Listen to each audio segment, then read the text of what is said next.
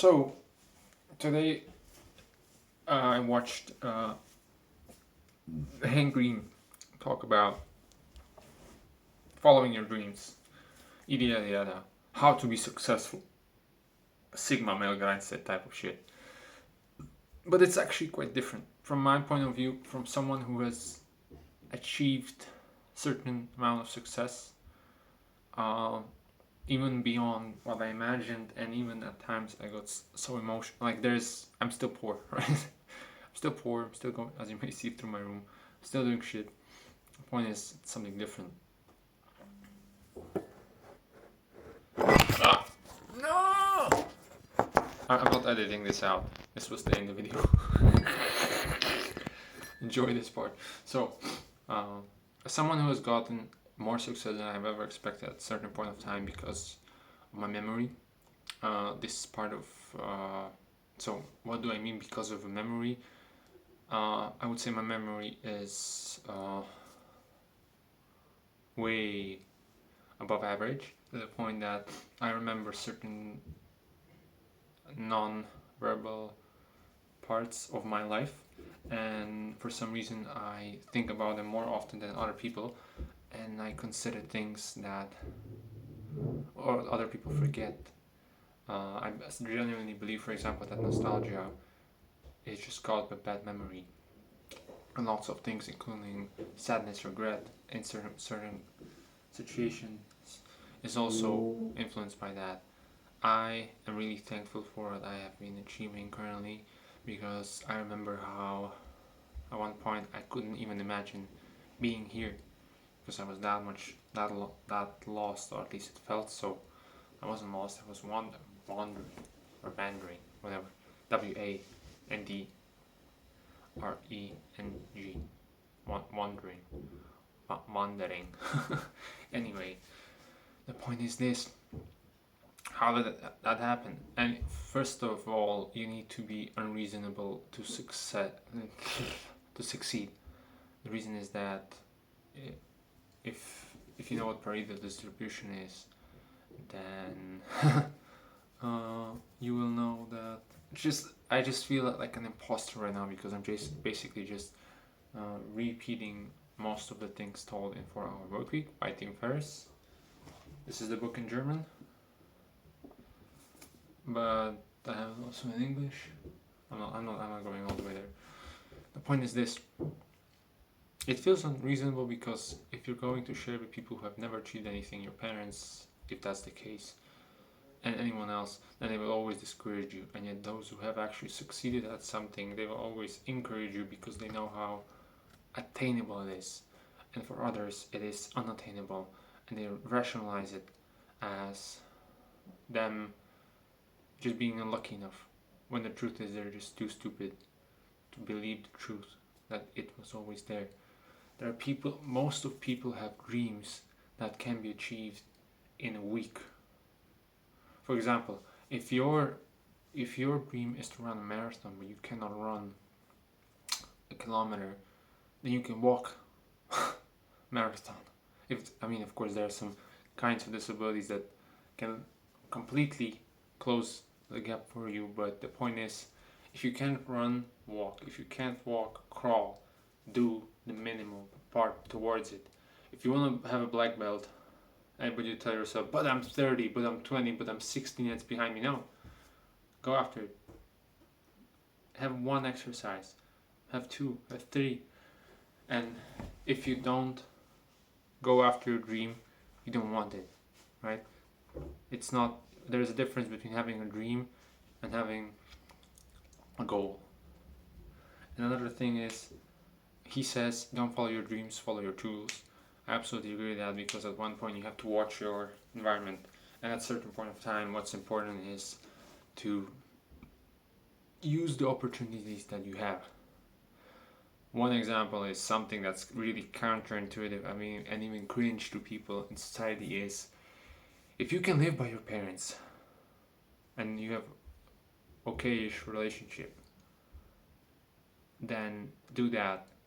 Quit your job, move back to your parents, or just move to your parents, be there, save up money, and then use it for whatever you want, because you can save your whole salary by doing nothing. Well, not by doing nothing, but you can just quintuple your money, yeah, or you can multiply your money that you save by like tenfolds, if not more, and that's a huge leverage. Leverage just is also something that is needed to be used, because and it's okay. Most people rationalize it and say it's a bad thing, it's unethical, why would you live with your parents? Well, what's better? I know people who have been, there's also like the other side of it. It's like, is that a good idea to, like, what do you spend your money on? If you're going to live a whole year by your parents to save up money to buy a car, then let me ask you this: is the car worth a year of your life?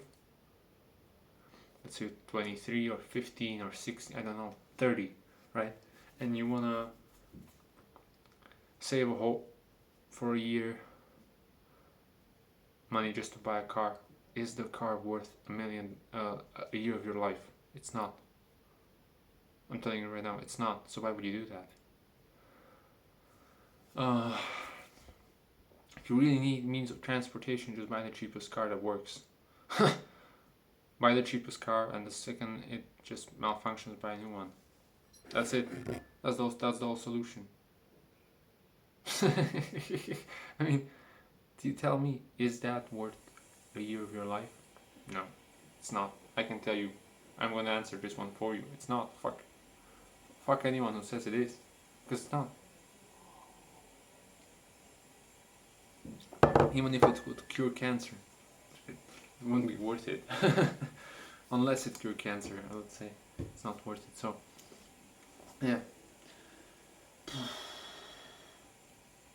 Interesting thing about chasing your dreams is that you have to become an asshole in some sense. You have to, it's like Das Be Zarathustra or whatever it is from Nietzsche.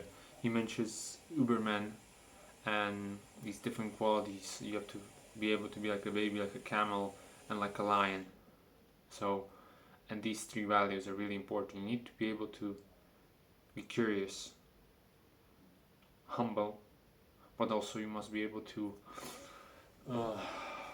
at times be assertive and not let, because without assertiveness you're gonna be someone, then if you're not going to be assertive at all, you're not going to protect yourself or others if it happens, if situation will be such that someone will try to attack you or abuse you. And the truth is, people always do want to try that.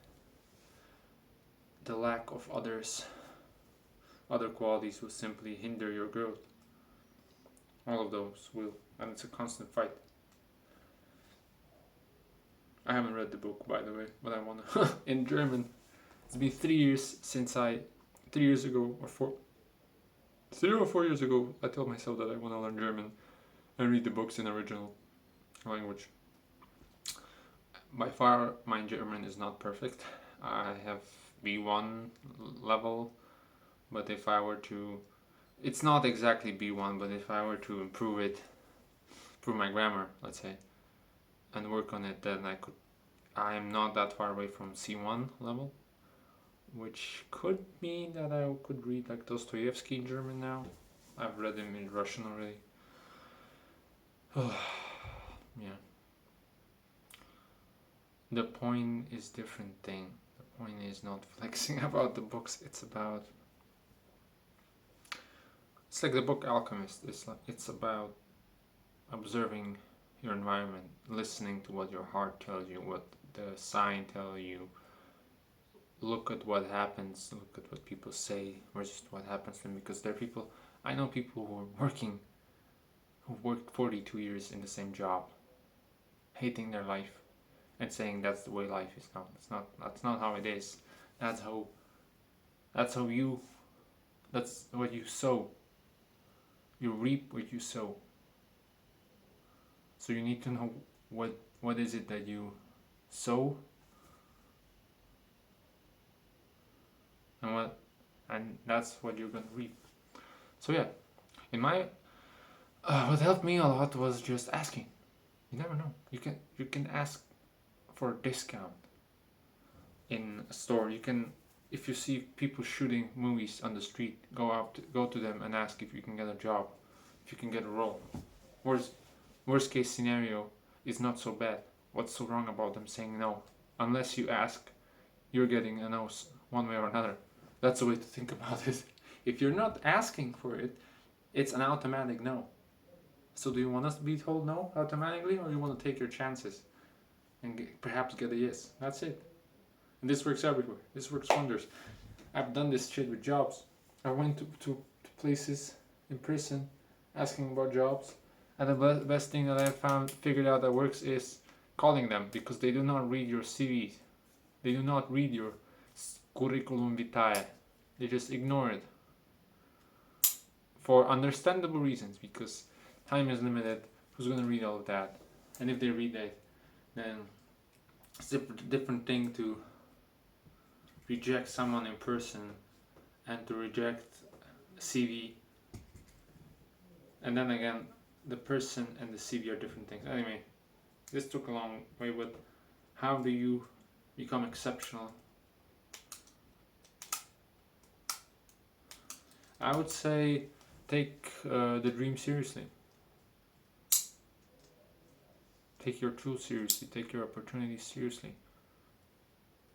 Look at David Goggins.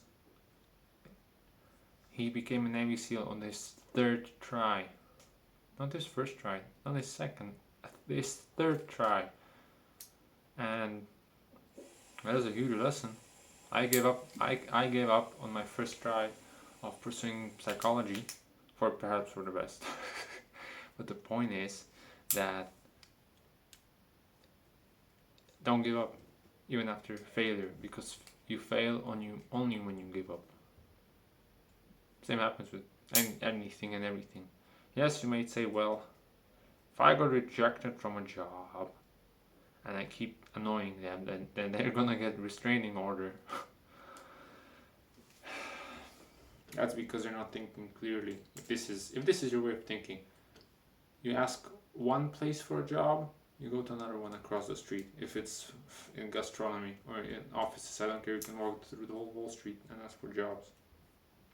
They're gonna give you something. Even if it's cleaning toilets. If you're actually desperate, it will work. Do it. Follow your dream. Don't give up. See this background? I don't give a shit if people are gonna make fun of it, because I know I'm gonna be somewhere else in a much better place sooner or later. And so can you. And I'm being unreasonable. There are people gonna say shit like, well, you're gonna be like this forever. I've lived through worse. I worked in Amazon. I worked in Amazon, so good luck trying to break my spirit now. Yeah, I'm fucking balding. I know it. See, this is how much hair I lost. Like around 2 fingers already. Brain vomiting. Is that a good idea for name of the series? Yeah, so for my future self, this is the 8th book on this month. It's super thin just to get the record. And it's in German. It's from Edgar Allan Poe. It's called Flaschenpost. And I think it's actually 2 books in 1 or 2 short stories. Funny thing about books is not everything is published the same way in different cultures. And I remember wondering or being even pissed that some languages don't have as much movies or there's not as much movies in that language. For example, when I tried to learn Greek, I genuinely had problems finding stuff that I already watched. But I wanted to find it in that language, and that's the part of it. When you learn a new language, you're becoming part of the culture. It's not there because it's not about it being the same thing in a different language. It's about you becoming like the people there. You're actually learning how they live. You're actually learning to understand them. And if you're actually fluent in the language and you immerse yourself deeply enough and long enough, you're gonna be like them. Perhaps not exactly like them, but you will be like them. You will have more in common with them. So if you fluent in Chinese right now, like, it's not just the vocabulary, idioms, examples, phrases, but it's also the cultural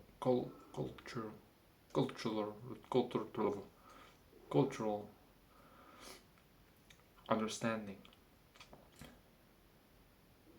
and connection, because things that you know in a language, there are things that you cannot explain or translate, which is why I started learning foreign languages, and which is why I'm kind of regretting it. Not because I have a problem with being like more connected with foreign cultures or cultures that were once foreign to me. I simply see there are just moments where I get super confused 24/7. Yeah, they're like months at times. And I'm not sure if it's even caused by language learning or maybe me being too much on my phone at the times. But the thing is that the problem that I'm having in it is just it's completely different than what I expected. And I guess that's need for control. I'm not embracing the unknown enough.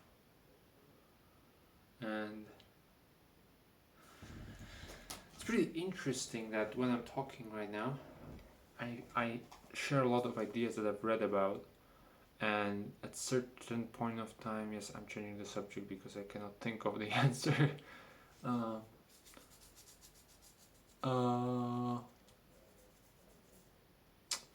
I would say this. I've noticed that my hunger for learning languages, the habit that I've developed, is sometimes taking over. It's beyond what I need, and I even reached the point of me seeing it as a hindrance, like smoking, even like an addiction. It's like it's a habit that goes beyond me. It's like it's almost like a personality or something that's like overtaking me partially. I'm just noticing the gaps with, because, for example, I know that I don't need to learn Italian or French right now, but I've been thinking about doing that for 3 years now and thinking about how to do it. And now when I want to stop, it's just when it starts going, right? Typical cliche. You don't want it and you get it. Let go of control and you will gain it. And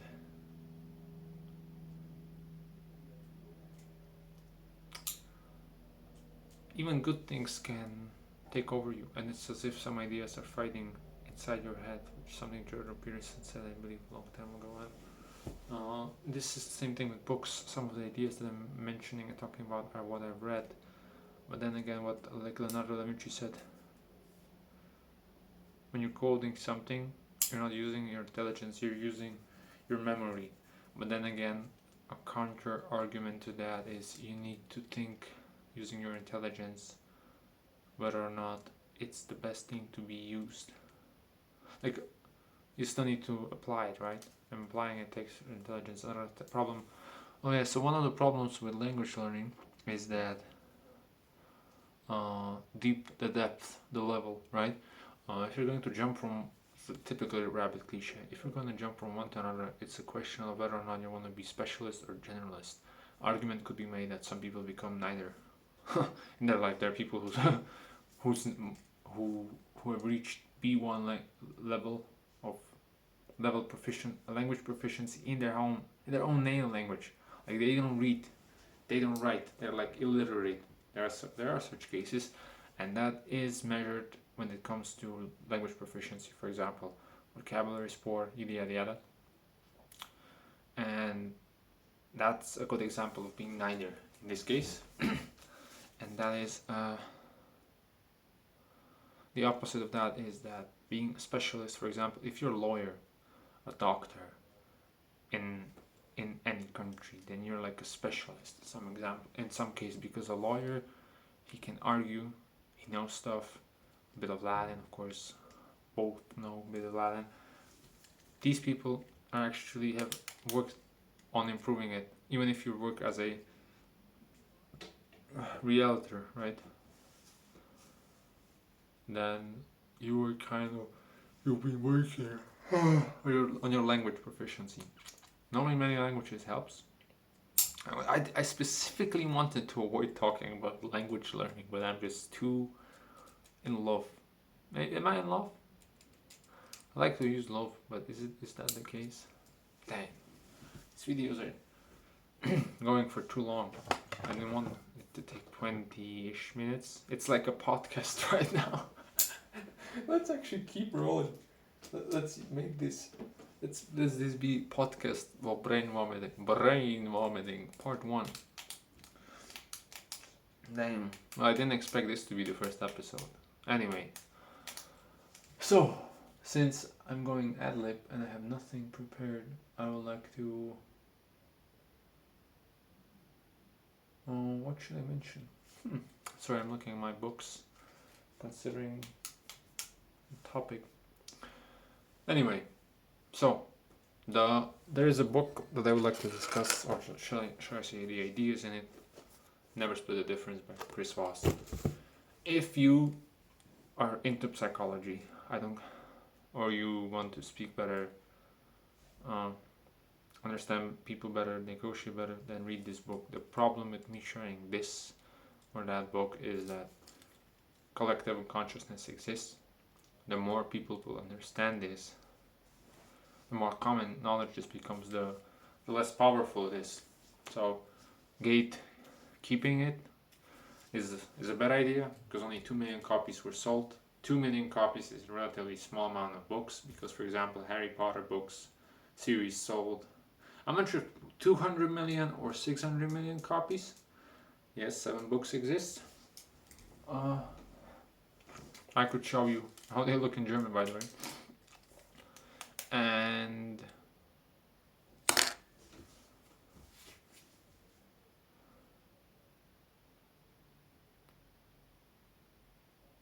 sorry, I got too many ideas right now. Yeah, so gatekeeping this would be a bad idea, because what happens a lot, a good example of that is our cheese tactics in games.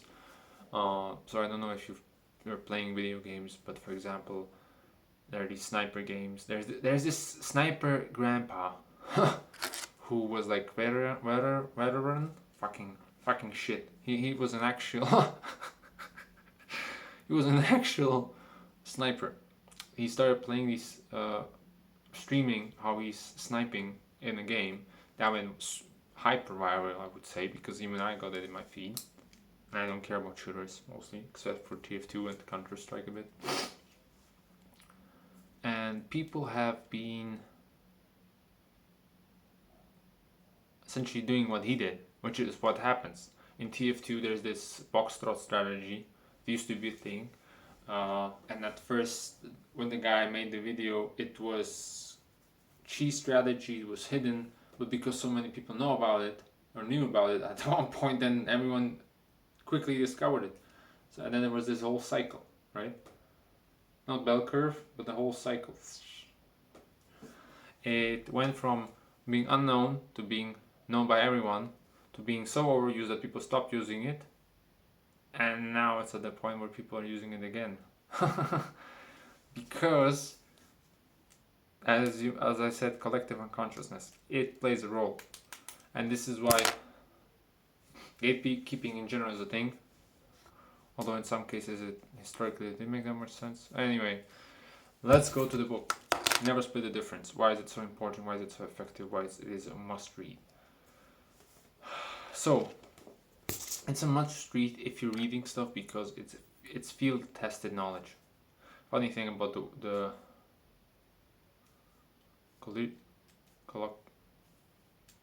collocation field tested is that I've never used it before, although I have known it from TF2.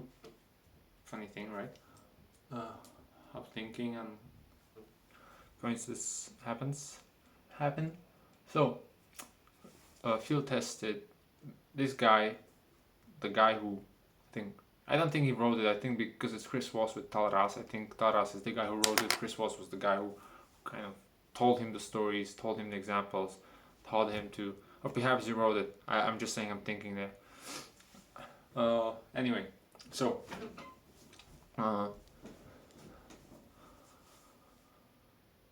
in this book, there are major ideas.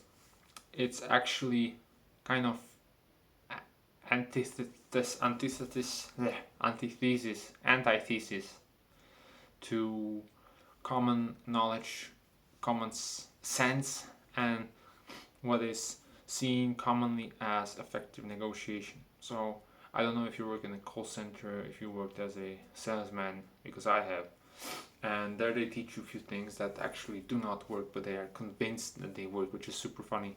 Because this is how many things work, including, let's take the Japanese economy for example. They work 100 more hours on average per capita, and they have than Spain, but and I love Japan, but they earn less.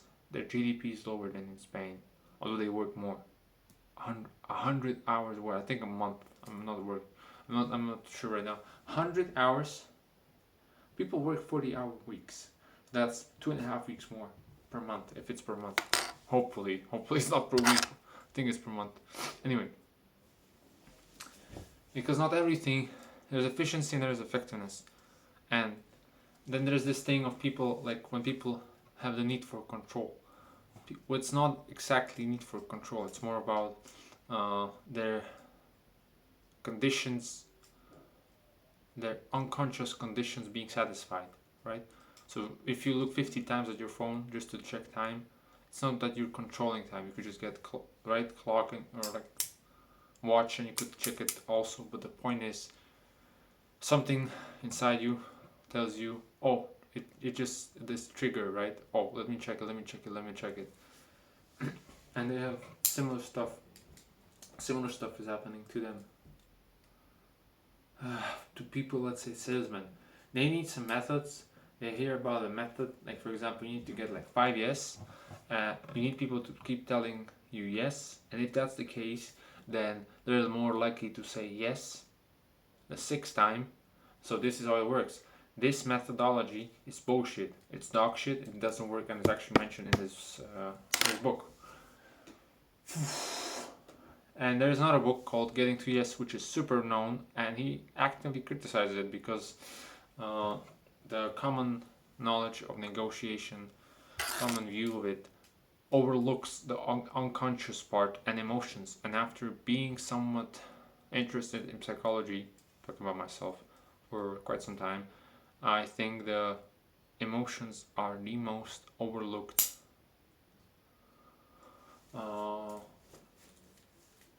part of psyche, because we don't really understand them as much as we understand what's in memory nowadays, because their technique, although yes, we don't completely understand any part of our psyche. And this is an interesting thing that I have not heard anyone talk about. Psychophysics. By that I mean like, or psychomath. Everything can be described in physics with math, and everything theoretically is possible to be. Everything, like you can describe how a leaf falls, how a car drives, the speed of it, measure it, the universe with math. You can also do the same thing with our psyche, with the human mind, which is really dangerous, because you can essentially explore all the possibilities and make an optimal course, right? Optimal solution, assuming that all the conditions you've taken into the count are all the conditions that are. What time is it? Fucking hell! Oh, it's fuck. No. Yeah. Anyway, so assuming you've taken into the account all possible conditions and variables, you can calculate. I would like to see, let's say, chess being solved. I don't think chess would be solved in the sense that all games would end in draw, although could be. I think I don't think it will ever happen. I think chess is so complex that even if you will solve chess in the in the I mean by that I mean like explore all the possible pathways, combinations and stuff like that, then you will just end up with let's say 10 most optimal games for white and black, if you know. So if white plays this, black would play this, and that's kind of that. But not, and only then it will be like quasi solved, but never solved like tic tac toes. Tic tac toes is solved because it's a simple game, but chess is too complex. But then again, if I'm wrong, then I'm wrong. I don't get right. I don't really give a damn. But I know that if the universe can be calculated and math can be used for it, then there is math for psyche. Because there are cycles, there are hormonal, and I'm currently experiencing lethologica. There are cardiac rhythms in our body. There are hormonal flows and cycles. There are days when your thinking feels like absolute shit, and then when everything you do you feel like God, all knowing, and then it falls back, and there's a cycle in that, and that can be calculated too. So perhaps one day we will experience that, but imagine that. Imagine the possibilities. It's like nightmare. It's a funny thing. The more we understand, the more we're afraid of our own power. Humans in general. Like think about AI. So I've gone off the topic of it. Never split the difference. Why is it so important? Why does he say in his book? What's the point of it?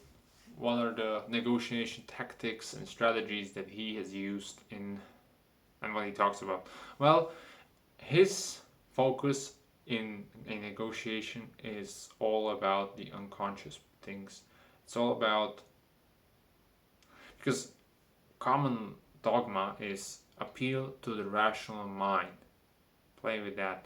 No, appeal to the irrational part of the human. Like work with that. How do you work with that? That's the whole book. The whole book is about it. The whole book is literally about how you do that. Best example is you need to give them the feeling of safety, of understanding, of understandment. There's also like many charades and tactics, such as, for example, you do certain things that sound more convincing, or as if you've thought them through, to essentially double talk. Like if you want to get salary, if you want your number to sound less random and by that more calculated, then you need to get an odd number. So instead of saying you want to get your salary to be $10,000 a month, you have to say, I want my salary to be $11,231 a month. And that just sounds more convincing. But then again, just for some people, right? It's always about, when I think and read about the book, it's always about, and intelligence works this way. People who work for Mensa say that you can, some people, you can increase your intelligence, and it's by curiosity. The more inquisitive you are, there's direct correlation between inquisitiveness and intelligence. Not sure if it's like 100% correlation, but the point is, the more you explore, the more you ask, the further you'll get. A good example of that is language learning, right? Math. People who have created these fields or have been the trendsetters, the first to step into it, have asked questions and have actually looked for the answer to them and found them. A good example is Jordan Peterson, right? His IQ is 150. Although IQ is not a perfect thing, I think it's a great measurement for at least something. because it's like shoe size. You need to, right? There are things that need to be measured, and measurement give you ideas. Some people say that but if you don't measure it, you don't understand it. I don't know. That's the truth. That's debatable. Point is that Jordan Peterson seems to know like tens of thousands of words. Half of them seems like Dutch, not even English. The point is that he knows a lot of words, and the most important thing, he knows the meaning of them, right? He understands the meaning of even the most basic words, and he can describe them. And that in it of itself, if you were, once you start thinking about stuff this way, your life changes, because your your negotiation is different. Your thinking changes, because unless you're deaf or mute, you do not speak using words, but you still communicate. And by communicating, you'll be able at communication, and also in some cases words, actually, which is pretty funny. If you'll get into understanding of the meaning of the words. It sounds like a ridiculous thing to some people. Why would you do that? Like, you already know what move means, right? Or better. But then again, can you explain it? And if not, then perhaps you don't really know what it means. You know it more or less, but not exactly. This is the thing of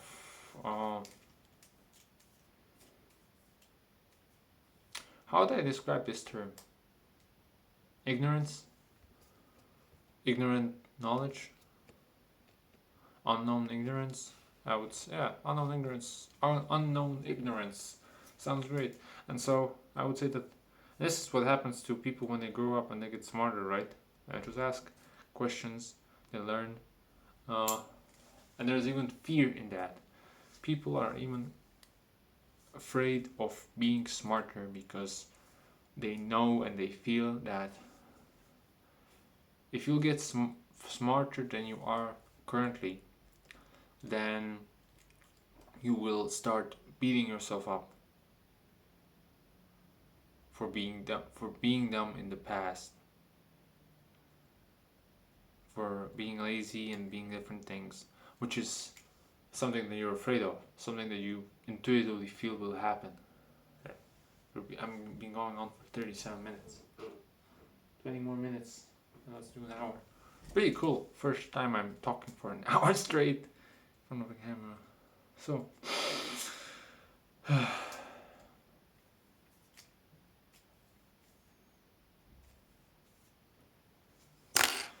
yeah. Chris Voss never split the difference. There is no point of repeating the whole book, right? Because he goes, like I said, it's field tested. Talks about things that he has actually been through his own experience, how he started, how he went into negotiation, how he became who he is, who he was actually because he was some sort of head negotiator, who he was negotiating with, what he was involved in. I'm not sure, like, he doesn't mention all the things in all details, but he mentions some pretty important parts, and how some negotiations were successful and how some negotiations were not so successful, and why. Which I find really interesting, because it shows this humility. And we're going back to how to get dumber or smarter. And that thing is that if you will follow your intuition, let's say, or your gut feeling and your emotions and your impulses, then you will hide the truth from yourself and others, but most importantly yourself.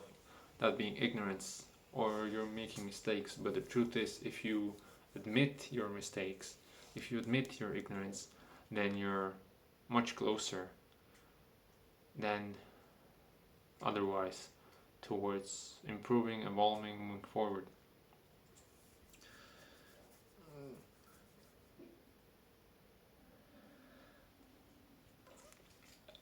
In it,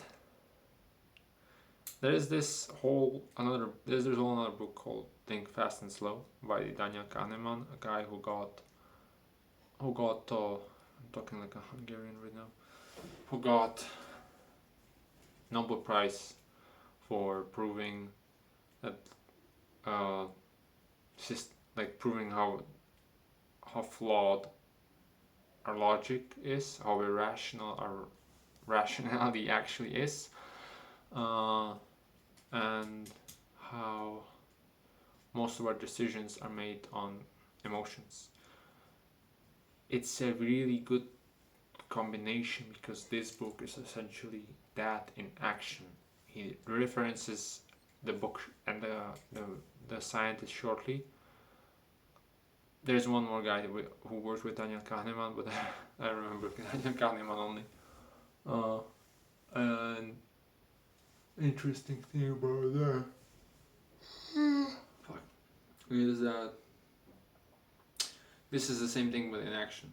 This being in action gives you better idea of how it works and how it can be the utility, execution, and practice, yada yada.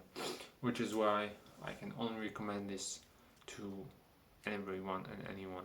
Yes, you could be in sales and stuff like that, but even if you want to just better understand people around you, to like I have used this to release some sort of anger from misunderstanding people, and I see how absurd life is more than I did before.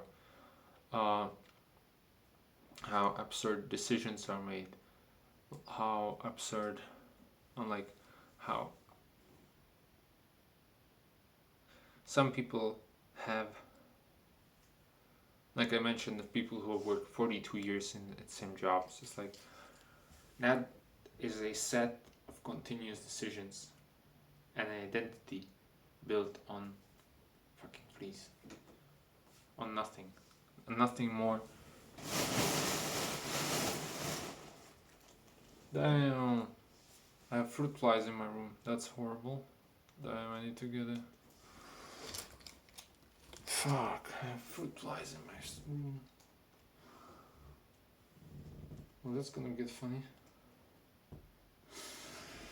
18 more minutes.